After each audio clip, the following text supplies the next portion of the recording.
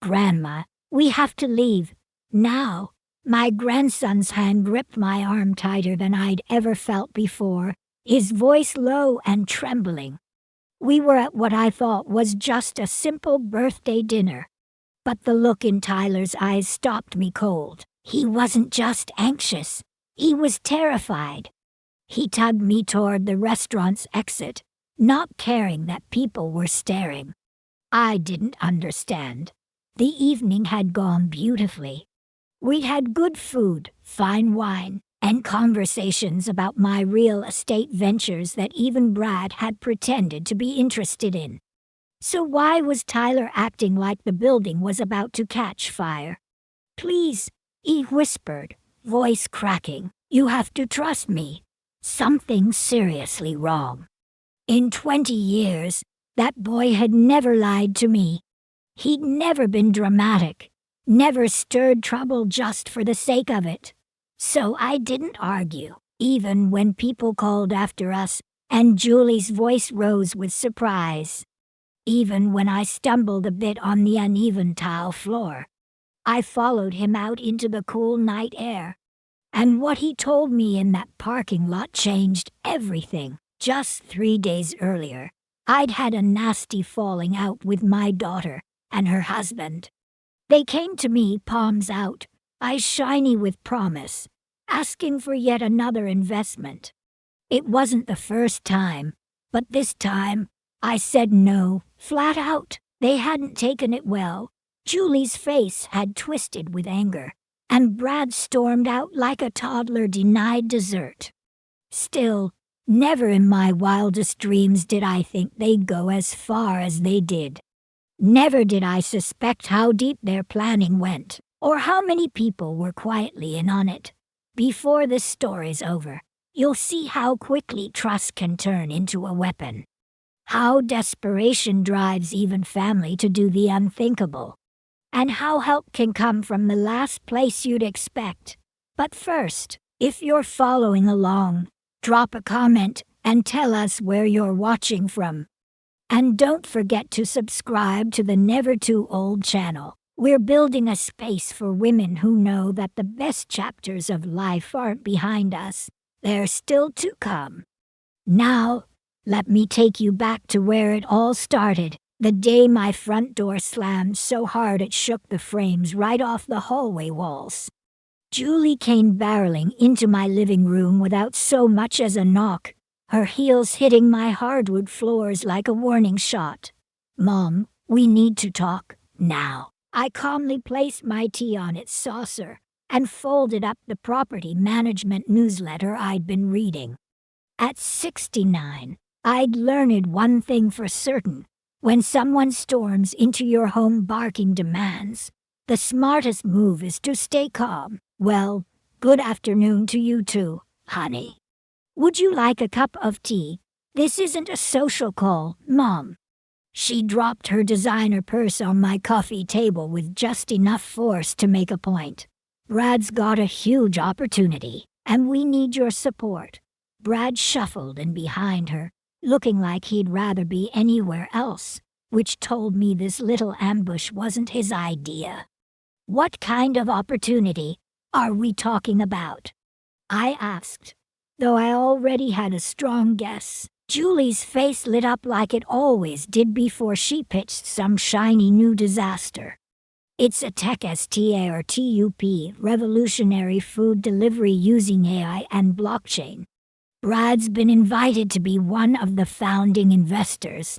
I didn't say a word, just stood up, walked over to my office, and opened the filing cabinet. The drawer let out a familiar metallic sigh. I pulled the thick folder marked Brad Hayes Investments 2018 to 2025.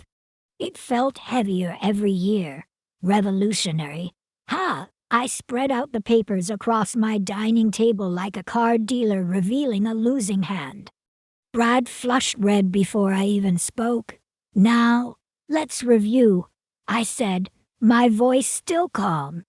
We've got the crypto mining venture that vanished with $45.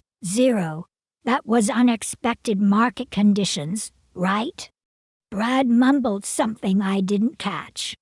Julie jumped in. That was different. Nobody saw that crash coming. And then there's the smoothie franchise, the one with $38, zero in equipment still sitting in your garage. The location was bad, she said quickly, like that explained everything. And we can't forget the imported car business. Lost $52, zero to a man who disappeared the night before delivery. Regulations changed, isn't that right, Brad? He nodded, barely meeting my eyes. I closed the folder. That's $135,000 of my retirement. Not invested, lost. Julie's composure cracked. You always focus on what went wrong. What about the successes? I'm still waiting to see one. For a long moment, the room went silent. Outside, I heard the soft scrape of Mrs. Henderson tending her flower beds, the kind of peace that only came with a Tuesday afternoon in Beaverton. This is different, Mom, Julie said, her voice rising with frustration. It's got real investors, real tech, real potential. Great. Show me the business plan. She hesitated. We don't have it with us, Brad said finally. Well, I said, rising to my feet, then you don't have my money. Julie stepped forward, her voice sharp now. You're being selfish, sitting on all this wealth while your own family struggles. I took a deep breath. I'm sitting on the result of 40 years of hard work, of fixing up busted toilets, evicting squatters, and staying up nights crunching numbers. This isn't luck. This is sweat equity. Julie scoffed. The world's changed, Mom. Everything moves faster now. Scams always do, I replied. That's the problem. Brad took Julie's arm, sensing the conversation was over. Let's go, he said quietly, but Julie wasn't done. Fine. When Brad makes his millions, don't expect us to share a dime. And don't come begging for help when you're too old to manage all your properties by yourself. Her words hung in the air like smoke from a kitchen fire. The door slammed behind them so hard I heard my china rattle. I stood in the middle of my living room, staring out the window. Outside, they were arguing next to their car. Julie's arms were flailing. Brad's shoulders slumped. Neighbors were starting to look. I turned back to my cabinet and pulled out a different folder. This one held the deeds, bank records, and statements from Sullivan Properties, all 312 rental units across 3 counties, all of it built from scratch. Julie was right about one thing. The world had changed. But some truths didn't. Work hard, be honest. And don't let anyone guilt you out of what you earned. I made another cup of tea, sat down, and opened my newsletter again. From the corner of my eye, I saw Brad's BMW peel out of the driveway, tires squealing like a teenager showing off. But what settled in afterward wasn't peace. It was a silence that didn't feel quite right, a stillness that carried weight. The morning sun poured through my kitchen window like warm honey, soft and golden. I was getting ready for my weekly rounds, checking on the properties, talking to tenants, making sure everything ran the way it should. Even at 69, I still insisted on seeing things for myself. You can't manage what you don't inspect. Tenants respected a landlord who showed up, and problems were easier to fix when they were caught early. I grabbed my clipboard and car keys, then opened the front door to pick up my morning paper. But what I saw stopped me in my tracks. My mailbox was lying flat on the sidewalk, twisted like it had been hit by a truck. The metal door was hanging by a single hinge, and the post looked like it had been smashed with a bat. And then I saw the front door, A thick streak of red spray paint slashed across it, jagged, dripping, ugly. One word screamed through the vandalism: selfish. My stomach turned. This wasn't random. This wasn't bored teenagers messing around. This was personal. This was a message. I stepped carefully through the mess, scanning for more damage. My flower beds were flattened, tulips crushed into the dirt by heavy boots. Whoever did this hadn't just wanted to scare me. They wanted to humiliate me, to send a warning. The timing couldn't be coincidence, after what happened with Julie and Brad yesterday. This had their fingerprints all over it. Patricia, oh my lord, what happened? Mrs. Henderson's voice floated across the fence. She was standing on her porch in her bathrobe, cradling a mug of coffee, eyes wide with shock. Looks like vandalism, I said, keeping my voice steady. But I could feel the heat rising in my chest. I heard a noise around 2 a.m. Thought it was raccoons again, she said, stepping closer to the property line. There was a dark car sitting out front, engine idling for a while. I almost called the cops. You get a look at who was inside. She shook her head. Too dark. And I wasn't wearing my glasses. But it wasn't one of those little cars. It sounded expensive. Brad drove a dark blue BMW. At night, it'd look black, and it had an engine that purred like a cat with a grudge. I pulled out my phone and called the non-emergency police line. Vandalism like this needed to be documented, especially when you had a good idea who was behind it.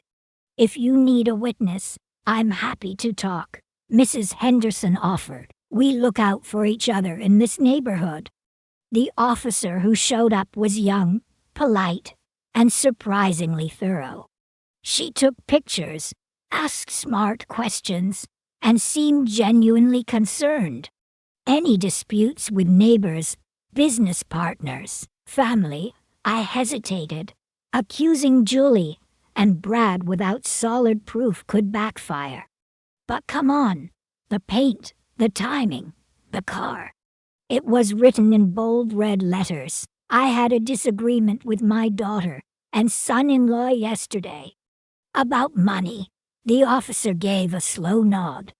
She'd seen this kind of thing before. We'll file a report and bump up patrols. You have cameras?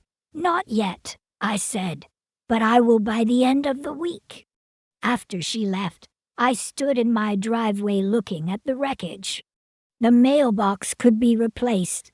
The paint would wash off. But it was the violation that lingered.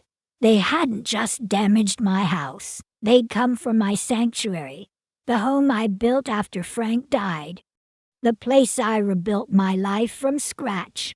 My phone buzzed. A message from Julie. Asterisk, hi Mom. Hope you slept okay. Maybe we were all too emotional yesterday.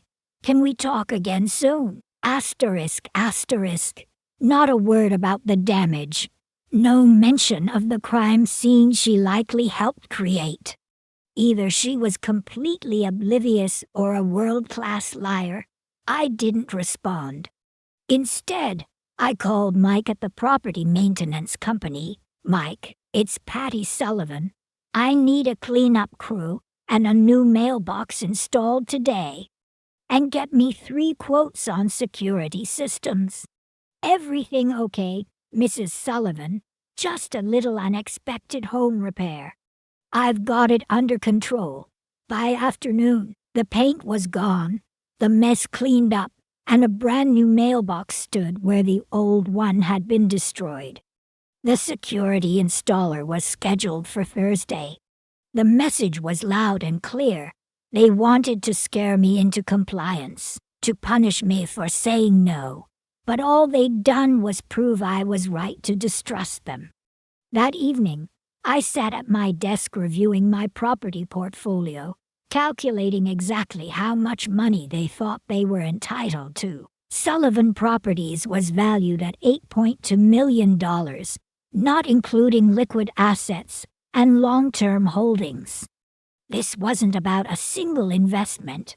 This was about control. They weren't asking for help anymore. They were trying to take over, by force, if necessary. At 9 p.m., my phone rang. Julie. Her voice was syrupy sweet. Hi, Mom. Heard from Mrs. Peterson that there was some vandalism in your neighborhood. Are you okay? Mrs. Peterson lived 4 houses down. She couldn't see my mailbox from her window. Someone had told Julie. Or more likely, she already knew. I'm fine, dear. Just a little random property damage. That's terrible, she said. You should really think about moving. Maybe somewhere closer to us, so we can keep an eye on you. The concern in her voice felt like plastic, shiny on the surface, but hollow underneath. No need, I replied. I'm perfectly safe right where I am. Well, if you change your mind, we know a great realtor who specializes in senior transitions.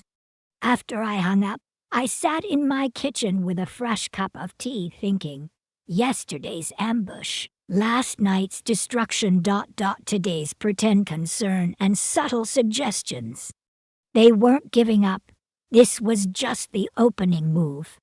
Time to start keeping records, because this wasn't over. 3 days went by with a quiet so smooth, it almost fooled me. I got the security cameras installed, front door, back porch, driveway, and side yard. The tulips were replanted, the lawn reseeded. I returned to my normal routine, property inspections, maintenance calls, tenant check-ins. But I wasn't relaxed. I was watching, waiting, because I knew Julie and Brad hadn't given up. They were regrouping. The phone call came Friday morning while I was reviewing applications for a vacant 2-bedroom. Mom. Julie's voice came through with a strange softness. I owe you an apology. I paused, my pen hovering over the paper. Julie never apologized. She rationalized, deflected, made excuses. But admit fault. That wasn't her style. Brad and I talked. We realized we were too pushy on Tuesday. We were stressed and took it out on you. I didn't say anything yet. Let her talk. We want to make it up to you, she continued. It's Brad's birthday tomorrow, and we're having a small dinner. Just family. At Riverside Grill. The Riverside was upscale. Not the kind of place you booked for a quiet, humble gathering. Tyler will be there, she added. He specifically asked if Grandma could come. That tugged at something inside me. Tyler. My one soft spot in this entire mess. That boy had always been different. Honest, where they were slick. Grounded where they were greedy. If Tyler wanted me there, how could I say no? What time? I asked. 7. And Mom, please don't bring a gift. Your presence is enough. I hung up and sat back in my chair, thinking it through. The timing was just a little too neat. 3 days after our fight, 1 day after the cameras went up, and suddenly they wanted peace. But then again, Tyler, he was the wild card. At 20, he was studying business at Portland State and had a real head for numbers. Last month, he asked to shadow me during inspections, asked questions about tenant law and capital improvements. If he'd asked me himself, I'd go. Still, I wasn't walking in blind. The restaurant was public, well-lit, and staffed. They couldn't control the setting. They couldn't isolate me there, or so I thought. Saturday night, I dressed with purpose. Navy blue dress, modest jewelry, practical shoes. No checkbook, no documents. Nothing they could twist or trick me into signing. Just my phone, keys, and credit cards. The taxi dropped me at the restaurant at 7 o'clock sharp. Through the tall windows, I saw Julie and Brad seated at a long table, already surrounded by people, more than just family. Tyler spotted me first. He stood quickly, waving, his face lighting up like a boy seeing home. Grandma Patty. He gave me a hug that felt real, solid and warm, like nothing else in that place. I'm so glad you came. Wouldn't miss your dad's birthday, sweetheart. How's finals? Rough, but manageable. I've been thinking about that conversation we had on property valuation. I've got some questions for you later. Julie swept over, smiling like nothing had ever gone wrong between us. Mom, you look wonderful. Come meet everyone. I followed her to the table, 10 seats, all full or soon to be. Not the cozy family dinner I'd been promised. Brad's colleagues were there, some faces I recognized from past schemes, others I didn't know at all. The wine was expensive, the kind of label you don't find at the grocery store. Mrs. Sullivan, a man in a tailored suit, said, shaking my hand. It's an honor. Brad's told us so much about your real estate success. The way he said it gave me pause. Not just flattery. It sounded rehearsed. How did these strangers know so much about my business? As dinner went on, I noticed a pattern. The conversation kept circling back to investments, real estate, markets, retirement strategies, like a carefully planned panel discussion where I just happened to be the keynote speaker. Tyler says you built your portfolio without loans, a woman remarked. Incredible discipline. That kind of old-school wisdom is rare these days. I glanced at Tyler. He wasn't smiling. In fact, he wasn't even talking. His eyes were fixed on his plate, shoulders tense. Something was off. My wine glass kept refilling. I'd barely taken 2 sips, and yet it seemed full every time I looked down. Julie and Brad raised toast after toast, to family, to forgiveness, to second chances, to building a better future. By the third course, I felt a little too relaxed, the kind of relax that doesn't come from one glass of Merlot. The food was delicious, the wine smooth and rich, but something in the room felt wrong, too perfect, too polished. Grandma, can I talk to you outside for a second? Tyler's voice cut through the fog like a bell in a storm. I looked up at him. His expression wasn't just concerned. It was urgent. Of course, sweetheart. I started to rise, but Julie appeared at my side in an instant. Tyler, what's wrong? We haven't even had cake yet. It's warm in here. Just want to get some air. Brad leaned in, all smiles. Your grandmother was just starting to enjoy herself. Why not wait until dessert? But Tyler's face had changed. Gone was the calm college student. In his place was a young man on the verge of panic. Grandma, we need to go, now. That did it. I trusted Tyler. And right then, his eyes were screaming at me. I think I could use a little air myself, I said, standing up. Julie blocked my path. Just 5 more minutes. There's someone Brad wants you to meet. Tyler made a sound, half warning, half breath. That was enough. I stepped around her, calm but firm. Thank you for dinner. I'll call you tomorrow, outside. The cool air hit me like a slap.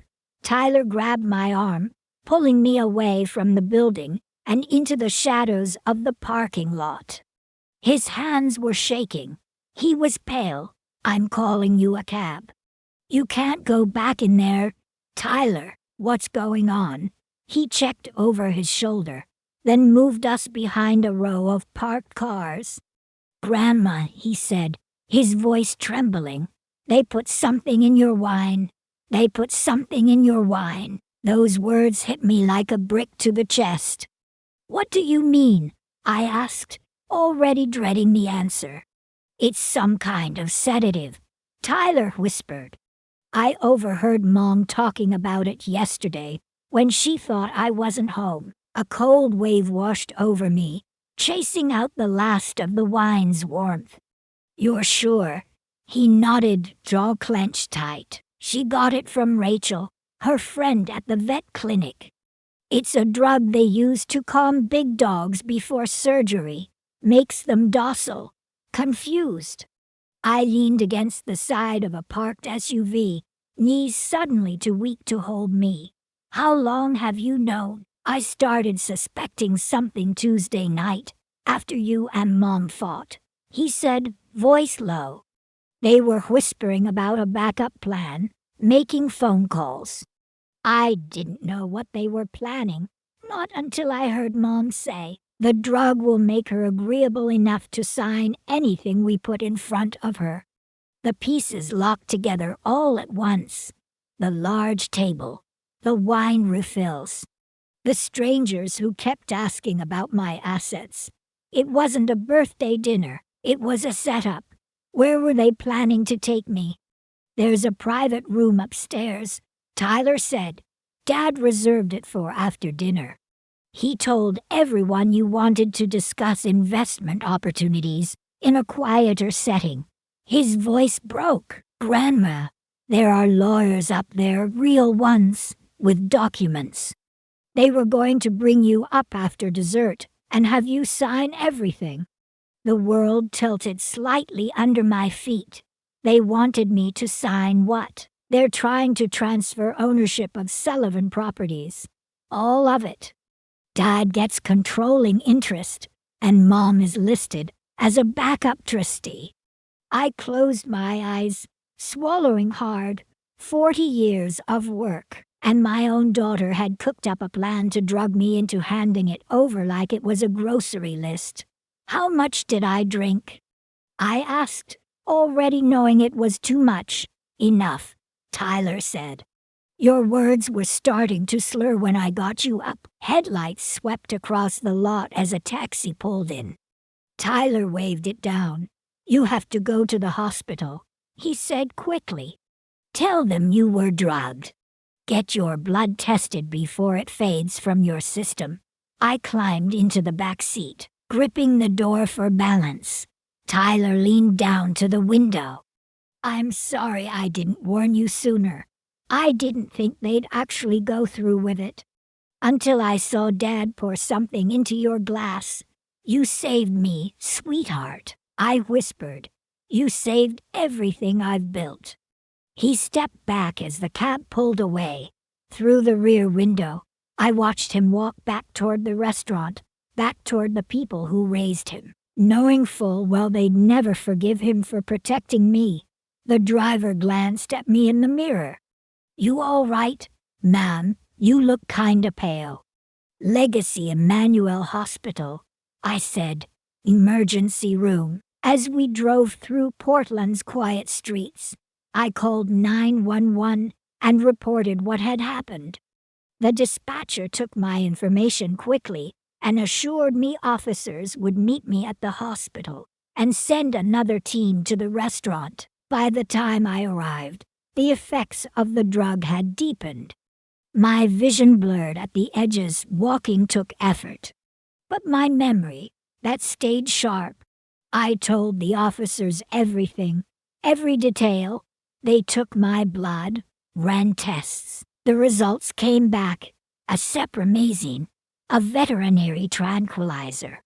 The kind they used to keep aggressive animals calm, and in the dose they gave me, it would have turned me into the perfect puppet, smiling, agreeable, and utterly unaware. This qualifies as attempted fraud, the officer said, flipping through her notes. And depending on the district attorney's findings, possibly attempted elder abuse or kidnapping. I gave them Tyler's name, the names of Julie's colleagues, everything I could recall. They said the restaurant's security footage would help, especially if they could capture Brad pouring something into my glass. Around 2 a.m., a nurse helped me into a second taxi. The drug was beginning to wear off, but the exhaustion stayed behind. As we turned onto my street, I saw flashing lights 6 blocks ahead. Julie and Brad's house, 2 cruisers were parked out front. My phone buzzed. A text from Tyler. Asterisk, police arrested Dad. Mom's being questioned. I told them everything. Are you safe? Asterisk, yes. Home now. You saved me. I love you. Asterisk, love you too, Grandma. They're never going to forgive me for this. But I couldn't let it happen. Asterisk. At 3 a.m., I sat at my kitchen table with a fresh cup of tea. Outside, the streets were quiet again. But I knew better than to feel peaceful. My daughter had tried to poison me. My son-in-law faced felony charges, and my grandson had just burned every bridge in his life to do the right thing. But I wasn't finished. Not even close. Julie and Brad weren't just going to face legal consequences.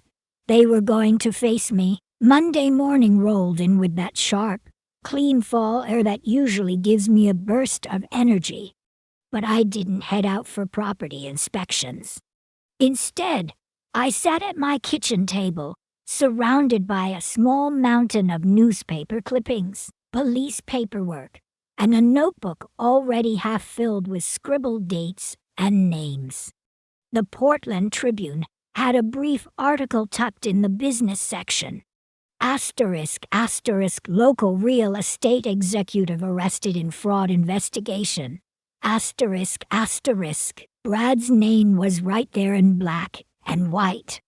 The piece was short, no juicy details, no quotes, but it was enough. Anyone who knew Beaverton's business scene wouldn't have to guess long to figure out the rest. Julie's name wasn't mentioned, but it didn't matter. In our world, rumors travel faster than facts. By 7:15 that morning, my phone started ringing. It didn't stop until after lunch. Property owners, former business partners, tenants, even Harold Martinez, who'd been both my competitor and friend for over 2 decades. Patricia, he said, his voice low. I just read about Brad. Are you okay? I'm fine, Harold, I told him, just sorting out some family trouble that got bigger than it should have.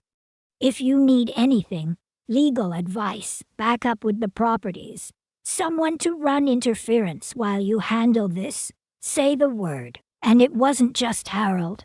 All morning, call after call, people reached out. Some offering help, some just checking in.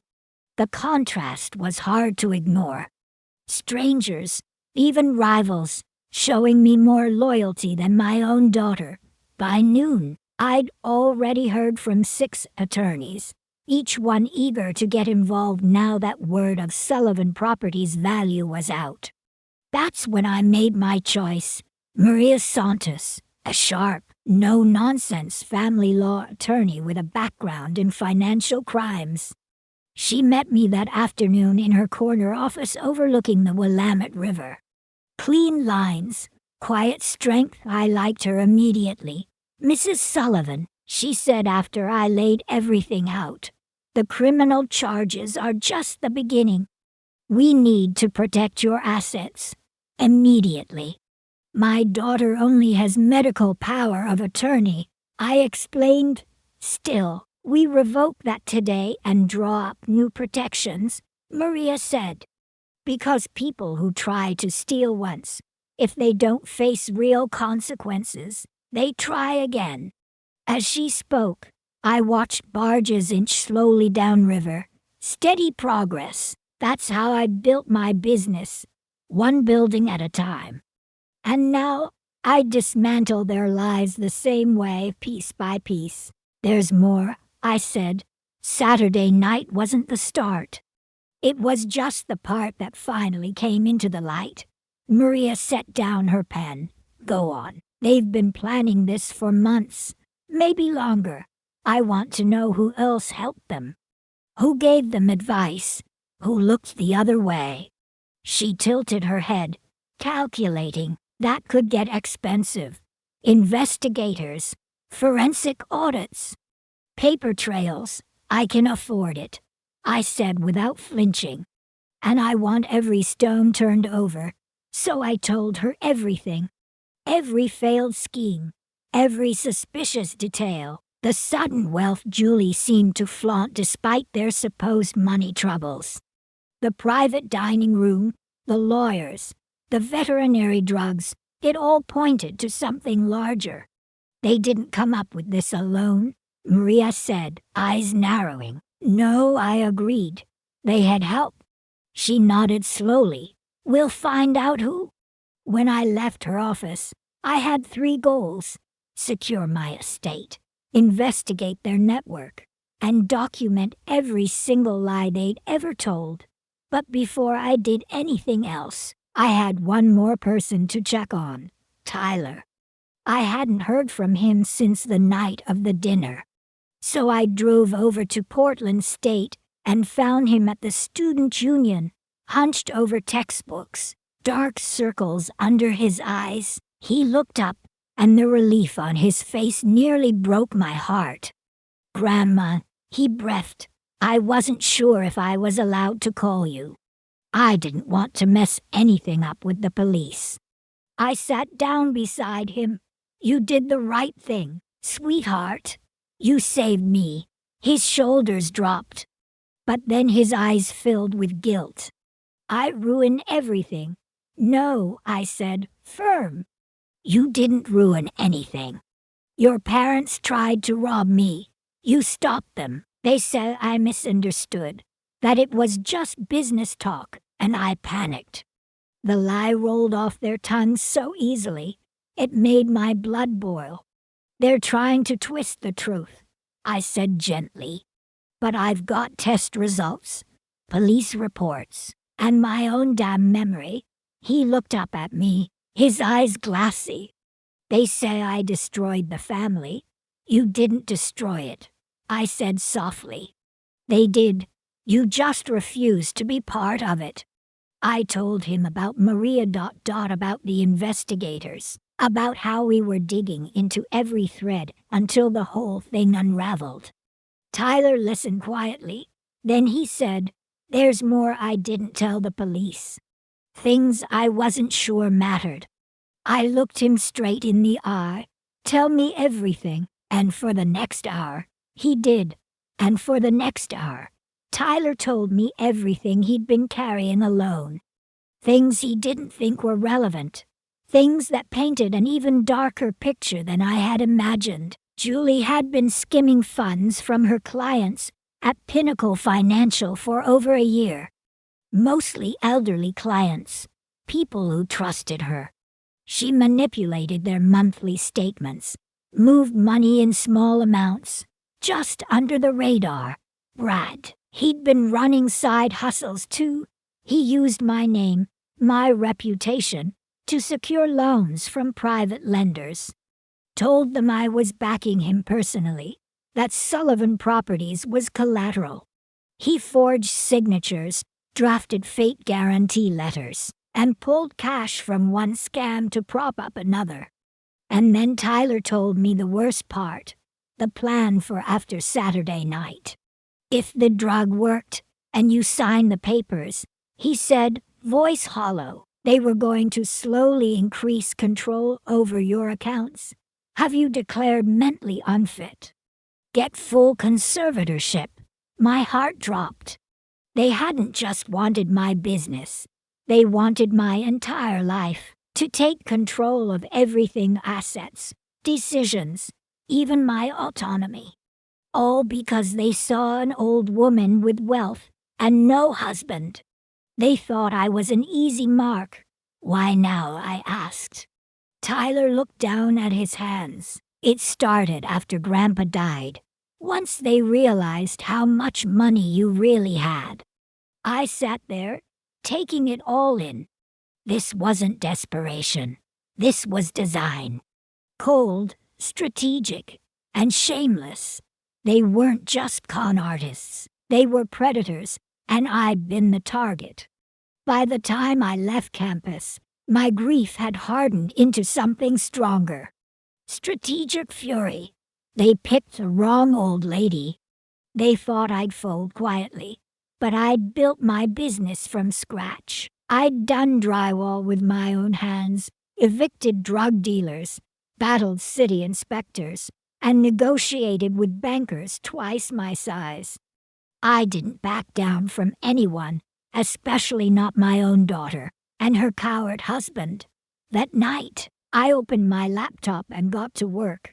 I created a file for every person they had defrauded, every bank they'd misled, every scheme they'd cooked up using my name. I wanted a clear map of the damage, a blueprint for undoing every lie. By morning, I had a dozen folders organized, backed up, and labeled, and a list of names. People who deserved to know the truth. Julie and Brad had played dirty. Now. It was my turn. Only I wasn't going to lie or manipulate. I was going to do something far worse. I was going to tell the truth. Wednesday morning, I sat in my study surrounded by 3 large bankers' boxes, each one filled with documentation, bank records, property deeds, contracts, printouts of emails, and flag statements. Maria had worked fast. The private investigator she hired delivered a preliminary report that made Saturday night look like just the tip of the iceberg. Julie, it turned out, had been stealing from her clients for at least 18 months. She wasn't just moving money. She was fabricating whole reports. She'd altered investment statements, rerouted deposits, and built a system that made it look like everything was normal. It wasn't. The total amount, nearly $400,000. And that was just what they could confirm so far. Brad's file was no better. He'd taken out loans from 6 different lenders using my name. He told each one I had agreed to back him personally. None of them knew about the others. He was juggling nearly $280,000 in debt, and every dollar of it tied back to false claims about Sullivan properties. But what truly turned my stomach wasn't the numbers. It was the people helping them. Rachel Morrison, the vet clinic employee who provided the sedative. James Fletcher, the lawyer who drafted the transfer papers for my business. Kevin Walsh, a financial planner who helped structure the scheme so it looked legitimate. This wasn't a reckless couple making bad decisions. It was a criminal operation, a full-blown conspiracy to rob an elderly woman of everything she'd built. Maria sat across from me, her tone serious but controlled. The DA is expanding the case, she said. They want to include racketeering charges. I nodded slowly. They weren't freelancing. They had help every step of the way. Maria continued, flipping through the report. Rachel's already talking. She's agreed to cooperate in exchange for reduced charges. She's admitted to supplying the acetramazine. What about the lawyer Fletcher's fighting? But the bar's already involved. His license won't survive this. I looked down at the spreadsheets we'd printed. Have the victims been notified? Not yet, she said carefully. Most of them still think their accounts are fine. Julie's kept the fraud quiet. Brad's been making interest payments just enough to delay suspicion. I sat back, eyes narrowing. What happens when they find out? Maria didn't answer right away. She knew exactly what I meant. Panic. Outrage. The kind of financial explosion that brings everything crashing down. How fast could we get them the evidence? Maria hesitated. Legally, I have to advise caution. The DA would rather control the timeline of disclosures. I'm not looking for vigilante justice, I said evenly. I'm talking about telling the truth, quietly, with documents. Maria studied me. Finally, she asked, "What do you have in mind?" I turned my laptop toward her. On the screen was a spreadsheet, 18 names, each one an elderly client of Julie's. Next to them amounts stolen, evidence files, and contact information. 6 more names, Brad's lenders, their contract numbers, collateral agreements, and the forged guarantees he'd submitted. I want to mail them each a package, I said. No drama, just facts. Let them decide what to do. Maria scrolled through the file. This is extremely detailed. How long did this take? 40 years in business teaches you how to follow money trail, I said. And the investigator earned every penny. She nodded slowly. If we do this, it has to be surgical. No emotional language. No accusations. Just documentation. I've already prepped the envelopes. 18 manila folders for Julie's victims, 6 for Brad's, each one with copies of account statements, internal notes, and bank records. Enough to spark audits, enough to freeze loan guarantees, enough to burn their web of lies to the ground. Maria leaned back in her chair. You know this will destroy them, right? Their careers, their finances, their names. They destroyed themselves the moment they decided to drug and defraud me, I said calmly. I'm just making sure the people they hurt get a chance to protect themselves. At 2 p.m., I called a courier service. By 5 p.m., 24 packages would be in the hands of 24 people who'd been lied to. I didn't need to raise my voice. All I had to do was shine a light. My phone rang at 6:30 that evening. Unknown number. I picked up, already expecting what was coming. Mrs. Sullivan, this is Margaret Chen. I'm one of Julie Hayes' clients at Pinnacle Financial.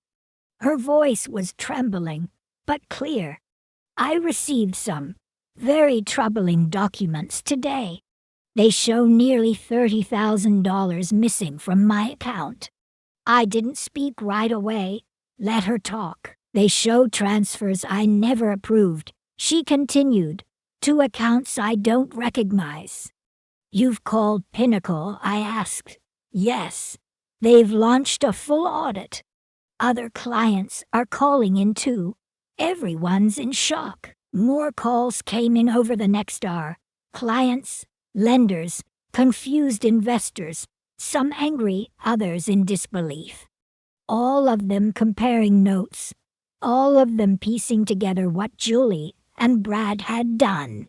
Word spread fast. By 8 o'clock, the dominoes were falling.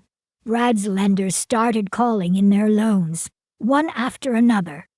No more extensions, no more excuses. At 9 p.m., my phone rang again. This time it was Tyler. Grandma, it's happening, he said quietly. Mom came home in tears. She's been suspended from Pinnacle pending investigation. Dad's pacing the living room, calling lawyers. He paused. They know. They should, I said. Their victims finally have the truth. Mom's talking about bankruptcy. Dad says they might have to sell the house. They're blaming you. Of course they were. People like that never accept responsibility. They ruin their own lives, Tyler. I just stopped them from ruining mine. He was quiet for a moment. Are you pressing charges for the drugging? The dad is handling all criminal charges, I said. I'm focusing on something else. What? Justice. After we hung up, I sat at my kitchen table in the quiet. The phone kept ringing, lawyers offering representation, journalists fishing for statements, old colleagues calling with support.